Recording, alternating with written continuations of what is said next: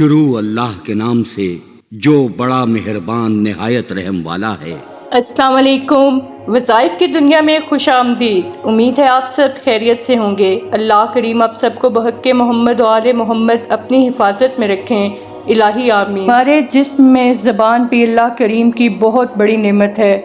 زبان کی حفاظت بھی بہت ضروری ہے، اور حضرت محمد مصطفیٰ صلی اللہ علیہ وآلہ وسلم نے فرمایا، اپنی زبان کو قابو میں رکھو، اس کی حفاظت کرو۔ زبان سے کبھی بھی ایسے الفاظ مت نکالو کہ کسی کی دل آزاری ہو۔ بہت سے لوگوں کی یہ عادت ہوتی ہے جیسے مختلف گناہ سرزد کرتے ہوئے اپنے نفس پہ کنٹرول نہیں کر پاتے، اس طرح ہی زبان پر قابو نہیں رکھ پاتے۔ زبان سے نکلے ہوئے الفاظ کے بارے میں بھی اللہ کے ہاں سوال ہوگا۔ زبان سے نکلے ہوئے الفاظ اگر خیر و برکت پر مشتمل ہوں، دوسروں کی بھلائی کے لیے ہوں، تو اس کا بھی بہت اجر و ثواب ہے، اور ایسے انسان کو اللہ کریم کی خوشنودی حاصل ہو جاتی ہے۔ لیکن اگر یہی زبان فساد پھیلانے، لڑائی جھگڑے کروانے، بد کلامی اور گناہ پر مشتمل ہو، تو ایسا انسان عذاب الہی کو دعوت دیتا ہے۔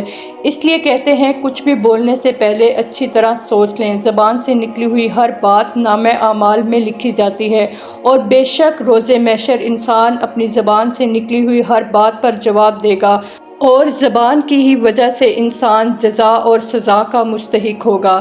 اس لیے کوشش یہ کریں کہ کم بولیں، اچھا بولیں۔ آج کی ویڈیو میں جو عمل آپ کو بتانے جا رہی ہوں، اس سے دشمن کی زبان بندی ہوگی۔ یعنی اگر کوئی آپ کے بارے میں برا بولتا ہے یا آپ کے خلاف بول رہا ہے تو وہ آپ کی عزت کرے گا۔ کسی سے کوئی بات منوانی ہے تو آپ اس عمل کو کریں۔ اللہ کریم کے بس یہ 2 نام پڑھ لیں، اور پھر ان ناموں کی برکات اور فیوز دیکھیں، اللہ کے ان ناموں کے کرشمے دیکھیں۔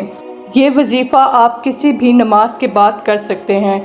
سب سے پہلے یا عزیزو 101 مرتبہ پڑھیں، اس کے بعد یا جلیلو 101 مرتبہ پڑھ لیں، اول آخر 3 مرتبہ درود پاک کے ساتھ، اور اسے اپنے اوپر پھونک لیں۔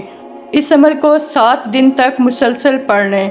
انشاءاللہ تعالی دشمن کی زبان بند ہو جائے گی، حاسدین کی نظروں سے محفوظ ہو جائیں گے۔ اس عمل کو دوسروں سے اپنی بات منوانے کے لیے بھی کیا جا سکتا ہے۔ انشاءاللہ تعالی ضرور کامیابی ہوگی۔ امید کرتی ہوں آج کی ویڈیو آپ کو پسند آئی ہوگی۔ خوش رہیں، آسانیاں بانٹیں۔